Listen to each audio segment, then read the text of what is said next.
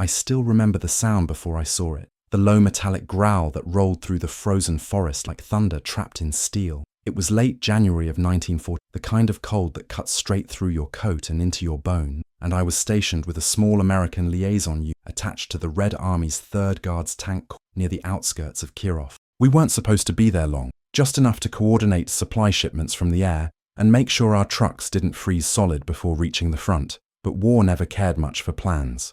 That morning, I stood half buried in snow up to my knees, breath hanging like smoke in the air, when I heard that sound again. It wasn't the grinding roar of the German Panzers we'd come to know, the heavy, chugging rhythm that shook the ground before they appeared. No, this was different. It was smooth, alive, like a heartbeat running through the ice.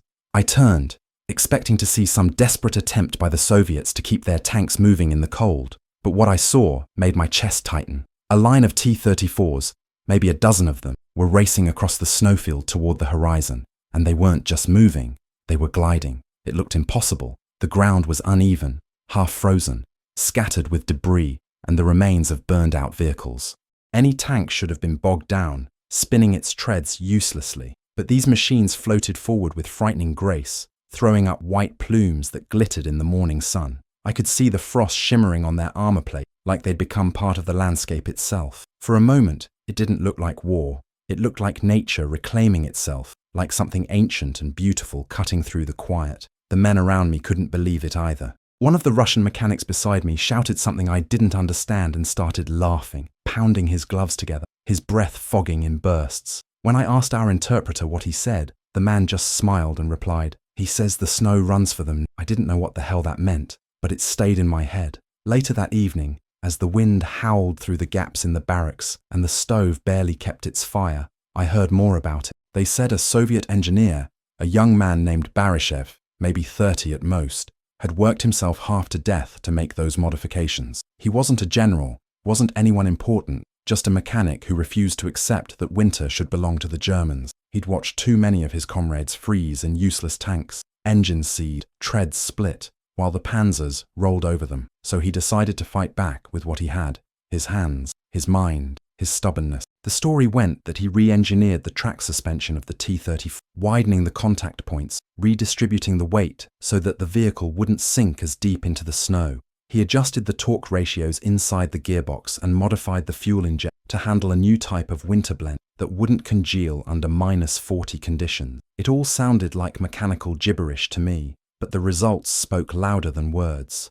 I saw those tanks with my own eyes. They didn't crawl, they ran. Word spread quickly among the troops. They started calling them Barishev's hares because they moved fast, unpredictable, darting across frozen fields where even men struggled to walk. The Germans didn't know what hit them. Their heavy panzers, tigers and panthers alike, were built for dominance, not agility. On frozen ground, their treads packed with ice, their engines coughed smoke, and their great bulk betrayed them. But these modified T-34s, they hunted in packs, flanking through drifts, cutting paths through the forest where no tank had ever gone before. I remember seeing a pair of them charge straight across a snowfield during an ambush, the German rounds bouncing off their sloped armor while the Soviets fired back, their shells exploding like flashes of orange against the white. It wasn't just a fight, it was a dance of death, and those tanks were leading it. That night, I couldn't sleep. I kept thinking about that engineer. What kind of man risks everything to reimagine how a tank breathes in winter? What drives someone to pour his life into steel and ice like? Maybe it was grief, maybe vengeance, or maybe just a sense of purpose the rest of us had lost. The war had a way of burning the softness out of a man, leaving behind only what refused to die. For me, it was memory. For him, it was creation. That's what made it so haunting. The idea that even in a world built to destroy, someone was still building something to endure. A week later, I saw one of the modified T-34s up close. Its armor was pitted, the paint worn, and the barrel blackened from constant firing. But when I ran my hand along the side of it, it was warm. Not from the engine. No, that was long cold, but from something else. It was the warmth of human defiance, trapped in steel. The engineer himself was said to have been killed not long after, somewhere near Smolensk. They said he'd refused evacuation when the Germans surrounded his convoy. He stayed with his prototype, repairing it under fire until a shell took him and his crew. The Soviets never stopped telling his story. For them, he was more than an engineer. He was proof that ingenuity could outrun despair. When I think about it now, decades later, I realize how rare that kind of courage is. We glorify battle, medals, victory, but we forget the quiet revolutionaries who fought with wrenches instead of rifle, with ideas instead of hate. That's what those tanks represented to me. Not Soviet triumph, not propaganda, but a simple truth. Sometimes survival comes from the ones who refuse to stop thinking, even when the world has gone mad. And that lesson, born in the frozen heart of war, has stayed with me long after the guns went silent. Tell me where you're watching this from. Drop your city, your country, maybe even your grandfather's story, down in the comments. I want to see how far this memory travels. The next weeks blurred together in a haze of smoke and frost. The sky never really brightened during that. It hung heavy, grey, like the sun itself had given up on. The Soviets kept pushing west, and we followed in their wake, our small American detachment carrying fuel, ammo, and medical supplies through roads that barely existed. Every mile forward felt like dragging time itself. The snow had a way of swallowing sound, but I could always tell when the T-34s were near. Their engines sang a different tune than any other machine I'd heard in the war. Steady, rhythmic, like a pulse. Even from miles away, you could feel it echo under your feet. They were the beating heart of that frozen front, and I grew to recognize them almost as living things. It's strange, thinking back on it, how a machine could make men feel less alone. I used to believe that tanks were monsters, cold, unfeeling beasts made for killing. But after Kirov, after seeing those modified T-34s run like wild animals across ice and snow, I started to understand they were reflections of the people who built them. Each one carried the fingerprints of men who'd poured everything they had into surviving. One morning, as we moved through a shattered village east of Vitebsk, I saw a group of Red Army soldiers clearing wreckage from the road. Among them stood one of the new T-34s, its turret scarred, its side patched with rough welding marks that looked almost like scars on skin. The commander, a boy no older than 20, waved us down. He spoke through our interpreter, asking if we had spare fuel. We did, but barely enough for ourselves. I hesitated, looking at my crew, but then I saw the look in his eyes, half pride, half desperation, and I told the interpreter to give it to him. He saluted me after, then climbed into his tank and drove off into the white distance. A few hours later, we heard gunfire echoing from that same direction, then silence. We never saw that tank again. I don't know if he made it, but I still think about that moment, the way he touched the side of his machine before climbing in, almost like a priest blessing an altar. It wasn't about glory for them, it was survival, plain and raw.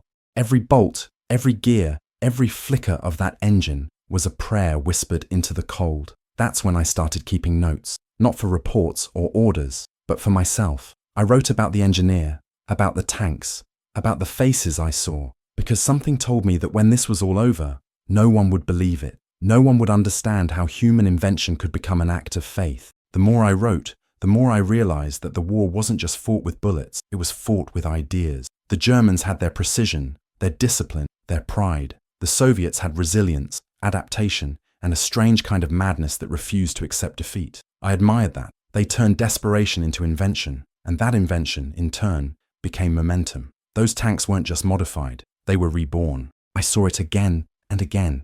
Panzers trapped in ditches, their treads spinning uselessly, while the T-34s roared past them, snow exploding from their sides like white fire.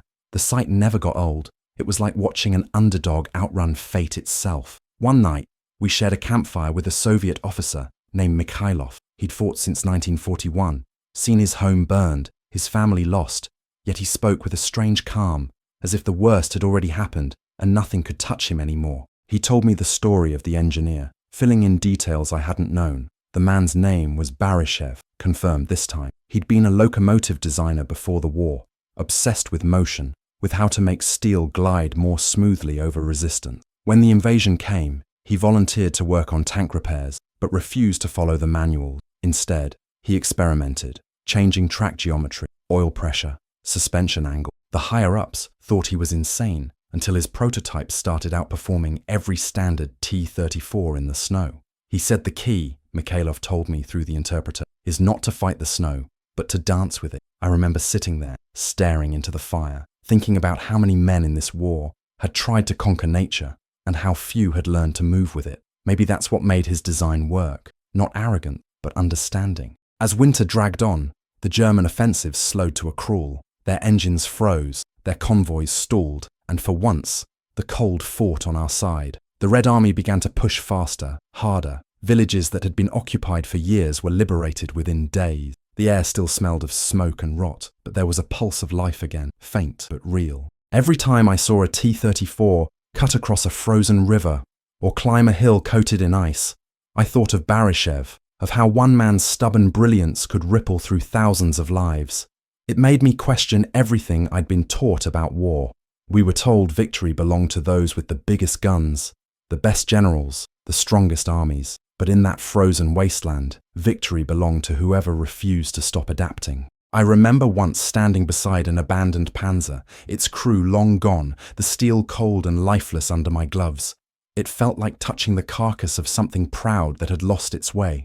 And then, in the distance, came that familiar hum, the low growl of a T-34 engine. I turned toward it, watched it crest a hill, snow trailing behind like smoke from a comet, and I thought, that's what survival sounds like. If you've felt that, if you've ever found a way to move forward when everything around you froze, then you understand what those men fought for. That kind of will can't be taught, it's born. If stories like this speak to you, subscribe now. There are more memories to uncover, more forgotten names to remember before time buries them for good.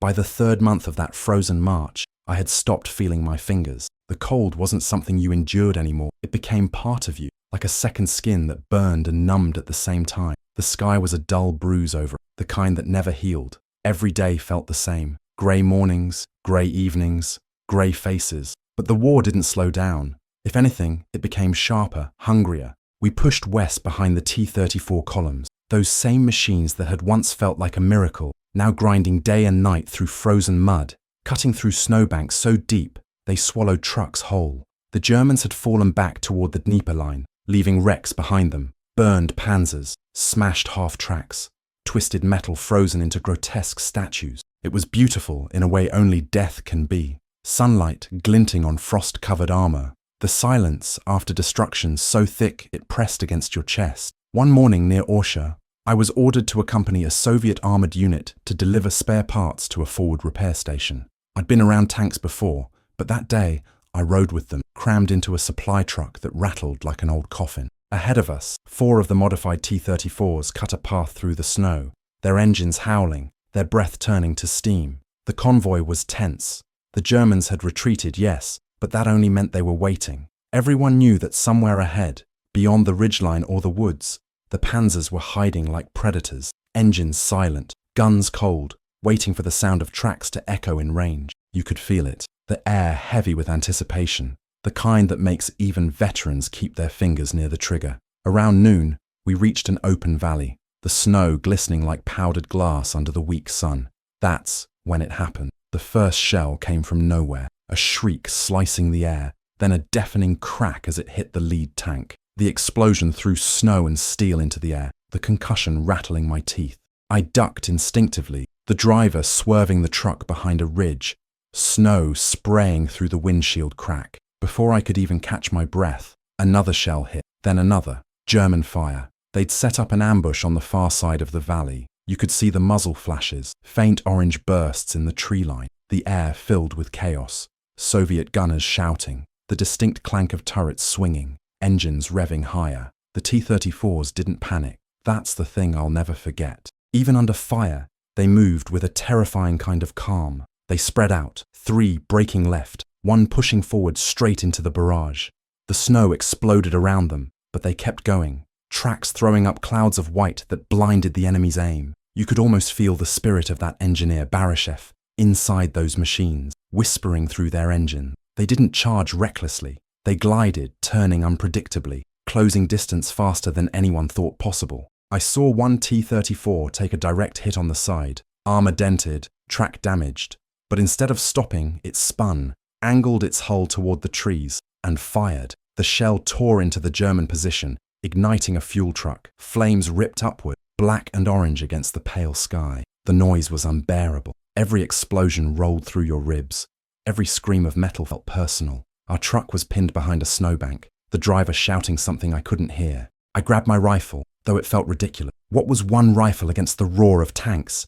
Then I saw a Soviet crew bail out of their burning T-34. 3 men, their coats aflame, rolling in the snow. One never got up. The others ran toward the next tank, pounding on its hull for cover. That's when I moved without thinking. I jumped out, boots sinking to my thighs, running through snow that wanted to swallow me. Bullets cracked overhead, invisible bees slicing the air. I reached one of the wounded men. He couldn't have been older than 19. His face was pale, eyes glassy, blood freezing on his cheek. He was muttering in Russian, words I couldn't understand, but I knew their meaning anyway. Fear, regret, maybe a prayer. I dragged him behind the truck, hands burning from the cold and the effort. He clutched my sleeve like a drowning man. Minutes stretched like hours. The T-34s had turned the battle by then. They moved so fast the Germans couldn't adjust their aim. 2 tanks circled wide through the woods, their tracks carving deep trenches through the snow, flanking the enemy guns. The sound of their engines came from everywhere, echoing through the trees, confusing the Germans. I watched through the smoke as one T-34 burst out from behind a ridge, barreling downhill at full speed, firing on the move. Its shell hit a Panzer square in the turret. The explosion sent a column of fire into the sky, debris raining like dark snow. The Soviets roared in triumph, their cheers muffled by the storm of noise. It was over in less than 10 minutes. When the silence returned, it felt unreal. The smell of cordite, oil, and burned flesh filled the air. I stood there shaking, adrenaline fading into exhaustion. Around us, the battlefield looked like some frozen vision of hell. Bodies half buried in snow, tanks smoking quietly, black scars burned into the white ground. One of the T-34 commanders climbed down from his hatch and walked over. He looked at me for a long moment, then simply said, "Barishev still lives in them." Then he smiled, a small, weary smile, and walked back to his machine. That night we bivouacked near the wreckage. The temperature dropped below -30. The men built fires inside the shells of destroyed tanks, using the armor as windbreaks. The snow turned orange under the flickering light, the shadows of the living dancing among the dead. I sat with my back against the truck, writing by the dim glow of a lantern, my fingers so stiff I could barely hold the pencil. I wrote down everything, the sounds, the smells, the faces. I didn't know why, but something inside me needed to preserve it, as if words could keep those moments alive when memory failed. I looked across the valley and saw the silhouettes of the surviving T-34s lined up like sleeping beasts, steam curling from their exhausts. I thought of how close they'd come to death, and how by some combination of luck and genius, they had outrun it again. Maybe that was Barishev's true invention. Not faster tanks, but a way to cheat the impossible. His machines didn't just move differently, they thought differently. They adapted, and in a war built on destruction, that kind of adaptability was everything. I don't know how long I stared into that darkness before sleep took me, but I remember thinking, as the wind screamed outside, that maybe humanity's only hope lay in men like that engineer. Men who refused to stop thinking, even as the world burned around them. Men who could make steel dance over snow. By March, the thaw began. Not warmth exactly, just less cruelty in the air. The kind of cold that didn't kill you instantly, but made you wish it would. The snow melted into mud that swallowed boots and machines alike, and with it came the stench of everything winter had hidden. Rotting flesh, diesel, smoke. It was all there, seeping out from the ground like memory refusing to stay buried.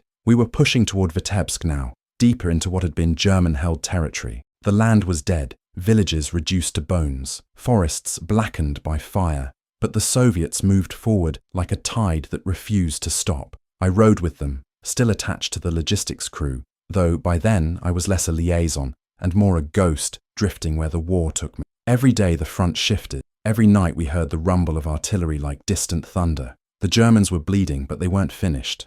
You could feel it in the air, a sense that something terrible was waiting ahead, something that hadn't yet shown its teeth. One morning, I woke to the sound of engines. I climbed out of the truck, boots sinking into sludge, and saw a long column of T-34s stretching down the road like a steel serpent. The rising sun glinted off their armor, and for a moment they looked invincible, unstoppable. But I'd learned better by then. Machines could die just as easily as men. Still, there was something in the way they moved, even through the mud, steady, confident, as if they were remembering how to breathe again after months of frozen silence. The new modifications, Barishev's legacy, still gave them the edge. Even in mud, they seemed lighter, their tracks cutting cleaner, their engines humming smoother than the German beasts that struggled to keep up. It wasn't speed that made them powerful now. It was endurance. They just kept going. By mid-afternoon, the column halted. Scouts had reported German armor ahead, Panzers regrouping near a crossroads village, remnants of a larger division trying to hold the line. The Soviets planned to break through before nightfall. I was told to stay back with the supply convoy, but orders meant nothing. You get to a point in war where disobedience feels more like instinct than rebellion, so I went forward with the repair team, just behind the first wave. The air was thick with the smell of oil and fear. Soldiers smoked in silence, some whispering to icons hung around their necks, others staring blankly into the trees. The ground trembled under the weight of the tanks lining up for battle. The tension was unbearable, like waiting for the sky itself to fall. Then, without warning, the first artillery shell screamed overhead. It hit the road behind us, sending a wave of mud and shrapnel into the air. The column erupted into chaos. Commanders shouted, engines roared, and the tanks lurched forward. The battle had begun. I threw myself into a ditch as another explosion tore through the air, the shockwave knocking the breath from my chest. Through the smoke, I saw the T-34s fanning out across the fields, their turrets swinging toward the tree line. German shells ripped into the earth around them, sending fountains of dirt and water skyward. The noise was constant, no rhythm, no pause, just the endless percussion of destruction. The T-34s advanced fast. The terrain was hell, mud up to their sides, visibility almost zero, but they moved as if guided by something unseen. They fired on the move, their shells cutting through the haze, explosions flashing like lightning in fog. The German panzers tried to counter, their armor gleaming black under the smoke, but they couldn't maneuver. The mud turned against them. They bogged down, their treads clogging, their turrets too slow to respond. It was the same story I'd seen before in snow, nature favoring the light-footed. But this time, it wasn't clean. The snow had been silent, cold, pure. This was filth, the kind of filth that sucked at your legs and stank of death. I remember one moment vividly. A T-34 ahead of us hit a mine, an enormous blast that tore it apart in an instant. The turret flew off like a toy, landing yards away with a hollow clang. The crew didn't even have time to scream. For a second, everything froze. Then the other tanks surged forward, undeterred. There was no time for grief, no space for mercy. The Soviets pushed through fire as if they were made of it. I crawled up the embankment to get a better view, my heart pounding so hard it hurt. What I saw up there will never leave me. Dozens of tanks locked in brutal dance, smoke twisting around them, the air filled with the echo of engines, the crack of gunfire, and the terrible music of steel dying. At one point, I saw a German panzer pull back toward the village, smoke trailing from its rear. A T-34 followed, accelerating through the muck with impossible speed. I realized it was one of the modified models, the Hares. Its driver must have used the torque adjustment, the same design Baryshев had created for snow traction, now repurposed for mud. The Soviet tank closed the distance, took 2 hits that glanced off its armor, and rammed the panzer full force. The collision was so violent I felt it in my teeth. Both tanks vanished behind an explosion, fire consuming them. For a moment it was just silence. Then cheers, ragged and desperate, rising from the Soviet lines. I looked at the burning wreck and thought of how invention and sacrifice were 2 sides of the same coin in this war. Every improvement, every idea had been bought with someone's life. The battle raged for hours. The light faded, the sky turning the color of lead. When the last gun fell silent, the world was unrecognizable. Smoke drifted across fields littered with corpses and machines. The mud was red. The air was heavy with iron and sorrow. I stumbled among the wrecks, my boots slipping on bodies, my breath ragged. Somewhere in the darkness, a Soviet soldier was singing softly, his voice trembling but steady, the words lost to the wind. I found one of the T-34s that had survived, its armor scorched, its crew slumped inside, faces blackened with soot, but alive. The commander looked at me, eyes glazed with exhaustion, and whispered one word, Proshly. We passed. That night, I sat alone beside the wreck of a tank, the sky above me filled with ash and faint starlight. I thought of Baryshев again, how his mind had turned despair into motion, how his design had lived on through every man who drove those machines. I imagined him there beside me, sketching in the dirt, his hands trembling from cold, his eyes burning with that same relentless vision. Maybe he'd known that one day his invention would outlive him. Maybe that was enough. War strips everything from you, faith, innocence, even the sense of who you are. But it also exposes what's buried deep inside. Some men become beasts, others, somehow, build beauty from the ruin. I I think Baryshev was one of those rare few who saw creation as a form of defiance. Every time his tanks moved forward, every time they refused to freeze, it was like he was saying to the world, "You will not stop us."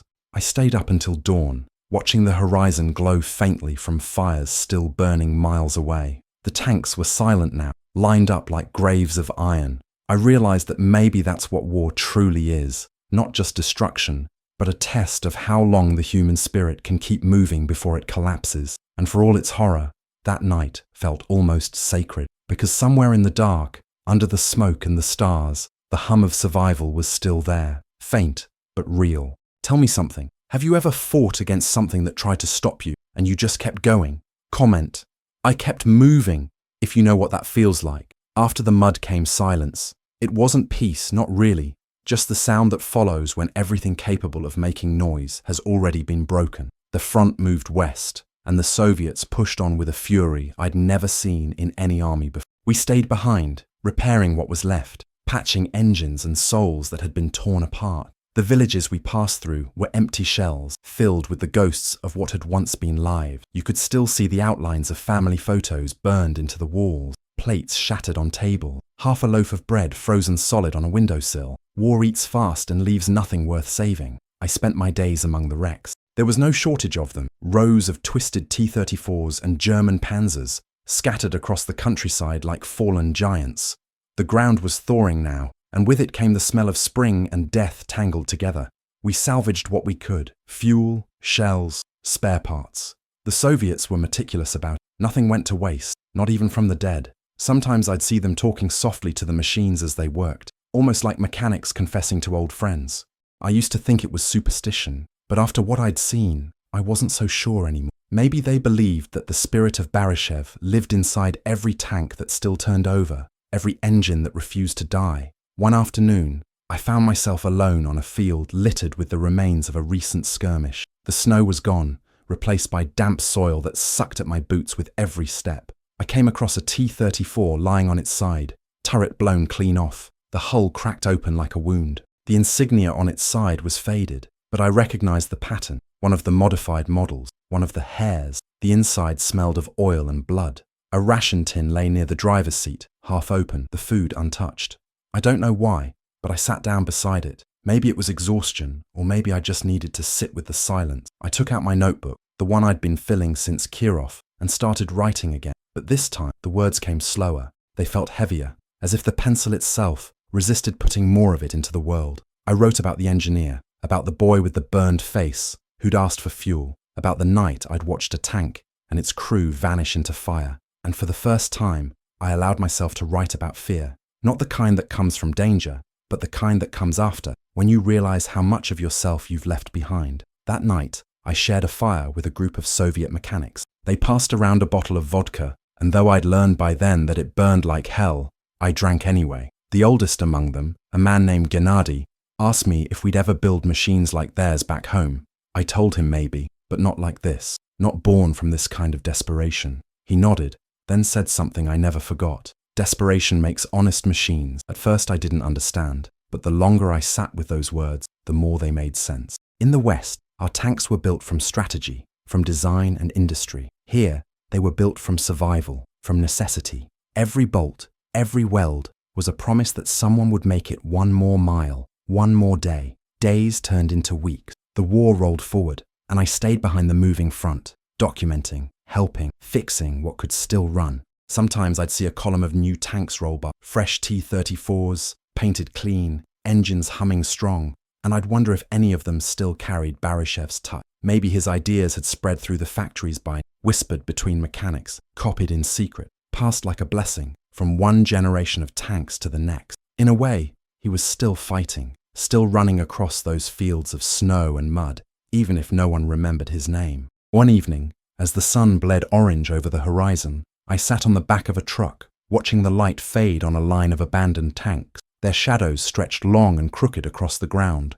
like the ghosts of soldiers who refused to lie still. I felt something stir inside me then, a strange mix of sorrow and gratitude. I'd survived where better men hadn't. I'd watched genius die unrecognized, bravery buried in mud, and yet somehow life went on. The engines of war still turned, and I was still here to hear them. That realization felt both like a gift and a burden. I thought about writing home. I hadn't in months. What could I even say? That I'd seen death move like clockwork, that I'd watched steel learn to run. There was no language for it, not really. So instead, I wrote another letter I'd never send, this one to Barishev. I thanked him for what he'd done, for showing me that not all invention leads to destruction. Some of it, in the strangest way, leads to hope. I folded the letter, placed it inside the wrecked T-34's hull, and left it there. Maybe it's still there today, buried under dirt and time. By the time the thaw was complete, the roads had turned to rivers. The front moved faster now, the Germans retreating in panic, and I knew my time with the Red Army was nearing its end. But I didn't feel relief, only a deep, quiet emptiness. The war had taken everything I thought I knew about courage, about humanity, and torn it apart. And yet, in its ruins, I had found something else, an understanding that the smallest acts of persistence, the simplest ideas, could alter the course of history. When I finally left that land, I carried with me not medals or souvenirs, but sounds. The deep growl of an engine catching in the faint hum of tracks cutting through snow, the whisper of a mechanic's prayer under his breath. Those sounds never left me. They became part of me, echoing in my chest long after the guns fell silent. Some nights now, when I close my eyes, I can still hear them. The T-34s gliding across the endless white, outrunning everything that should have stopped them, outrunning death itself. After the guns went quiet, the world didn't. It just changed its tone. The noise of war turned into the noise of rebuilding. Axes biting wood, hammers on steel, trains screeching on rails that hadn't seen peace in years. I was sent back west with a convoy of survivors, my body still in one piece but my head full of ghosts that had learned my name. I thought I'd feel joy crossing into friendly lines again, but when the first American officer shook my hand, all I felt was distance. The words didn't fit anymore. I'd left something of myself back there in the snow, and I didn't know how to explain that to anyone who hadn't heard a tank breathe. Home was quieter than I remembered. The streets were clean, the faces polite, the nights full of electric light instead of fire. People asked questions they didn't really want answers to. What it was like, what I'd seen, who we'd beaten. I gave them pieces, small ones, because the whole truth would have sounded insane. How could I tell them about a Soviet engineer whose idea had changed how war moved? How could I explain that I'd seen courage not in the charge, but in the quiet turn of a wrench in -40 cold? They wanted stories with heroes and endings. All I had were echoes. Sometimes I'd catch myself in the garage late at night, the smell of oil and metal stirring memories I tried to bury. I'd start a motor just to hear it idle, to feel that low vibration in my ribs. It never sounded quite right though, too smooth, too civilized.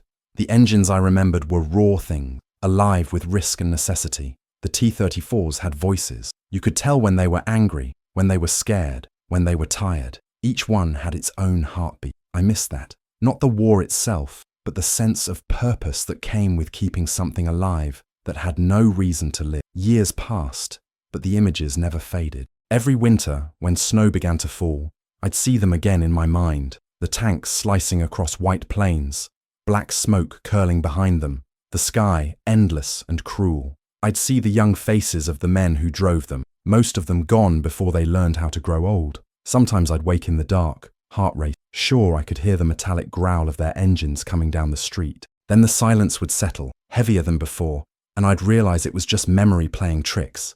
But even knowing that, I couldn't shake the feeling that those machines still moved somewhere, that they were still running, still chasing the horizon. I went back once, decades later. It was a strange thing, standing on that same soil without a rifle, without fear. The land had changed, fields where the wrecks had once burned, new roads laid over the tracks we carved in mud. But the air smelled the same, earth, smoke, and something ancient underneath. The locals had built a small monument outside a village near Vitebsk, just a slab of stone with a T-34 turret welded on top. No names, just the words, "To those who moved forward." I stood there for a long time, gloved hands in my pockets, wondering if anyone still remembered the name, Barishev. When I asked the caretaker, an old woman, she shook her head, said she'd never heard of him, but she smiled and added, "Maybe he is in all of them." That was enough. On the way back, I stopped by a frozen river and picked up a piece of rusted metal, half buried in the ice.